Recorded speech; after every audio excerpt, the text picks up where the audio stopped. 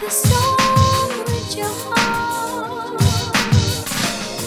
Play the song with your heart. Daniels to the Commanders. We got to get call to this. This has been the call for months. Like I've talked to people and they said he think Jayden Daniels was going to be the pick at number 2. Turned out that's to be the case. I don't know why Commanders thought anything else. Granted, there was like a little scare last week about the agent and all that stuff, but the Commanders said we do not care. Yeah, pretty much. And then the odds was at negative 6,000 at one point. So man, that's crazy. The whole debacle there. And then they said they had J.J. McCarthy second on their QB board, not even Drake May. So, hey man, we gonna have to see, man. Yeah, I like Jayden Daniels. I like him too. I see some fans though, even LSU fans were saying Jayden Daniels is not a top. They say he's like a borderline top 10 QB as far as picks go. I'm like, dang. Well, a lot of the analysts, a lot of the former NFL QBs, they feel different about it. They say he had the best tape of all the QBs in 2023. He So didn't. you say he didn't? No, Caleb had the best tape. Well, according to the QB, according to Kurt Warner, according to Ben Kurt, and other guys, QB school, you name it, they said he had the best tape in 2023. So, Okay. I mean, hey, if he did win the Heisman, so I mean, if the pick is wrong, I mean, we might have to change the way that you think when it comes to this. This is going to tell a lot about how you evaluate a QB. If the Commanders aren't able to get this pick right, if Jayden Daniels doesn't become the star quarterback that a lot of people believe he will be one day, then the whole QB evaluation process needs to get thrown out of the window. Because there was a lot of guys, there was a lot of even NFL scouts that believe they would have Jayden Daniels as their number 1 QB over even Caleb Williams. So if this pick doesn't pan out for the Commanders, then there's going to have to be some reshuffling. There's going to have to be, they're going to have to, change the way that they look at QBs, because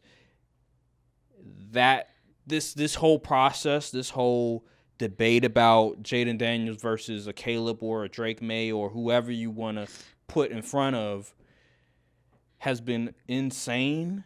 And if he doesn't pan out, we have to reevaluate the way that we look at these QBs if he doesn't pan out, because all I've heard is nothing but positive reviews from Jayden Daniels. There may be a couple of,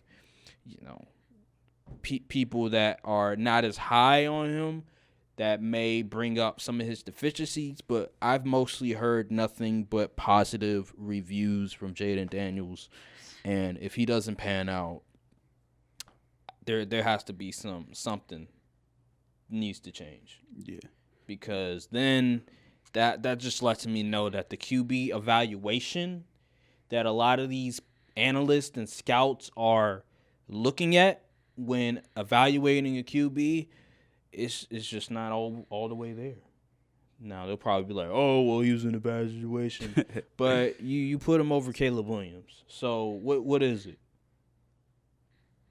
Adam Peters was thinking, yeah, they got Dak Prescott, but we got Jayden Daniels.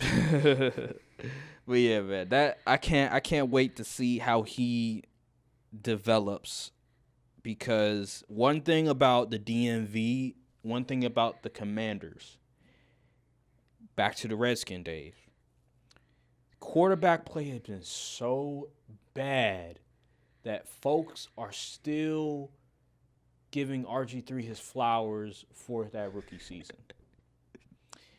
It has been so bad that people, they look at that RG3 rookie season as the glory days. RG3 can come back and people will, they'll give him love, you know what I'm saying? They'll show love and all this other stuff because he gave them that one moment that we just haven't gotten ever since, which was hope. which was this feeling that the franchise has changed and we're gonna finally be in the hunt for a Super Bowl. Like he teased us into believing that, and people still praise him to this day when it was just 1 year. Yeah. So like Jayden Daniels, when it comes to the DMV, the bar is not as high as you would think. If you can give him quality quarterback play, people will love you. Like if you can give him that one season, like a Jalen Hurts type season when they went to the Super Bowl, when he was in top 2 MVP, if you could give him that one season, the city will love you forever. Yeah. Because it's the hope. It's the fan base coming together where they build up these memories that they remember for a very long time, and they'll just show you love for the years to come. Like it's not going to be like Kirk Cousins, because Kirk Cousins, we were not hopeful. Despite going to the playoffs, we knew that there was no chance we were going to go to the Super Bowl. So like with RG3, it was just a different story because he was the number 2 pick. He was the rookie of the year. He was making magic that year. It was just a lot of magic. If Jayden Daniels can replicate that, oh my God.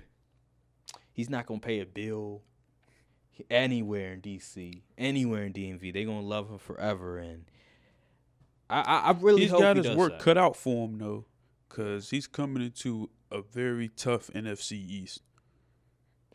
Good thing is that they have new ownership, new head coaching, new GM. It's a lot of newness.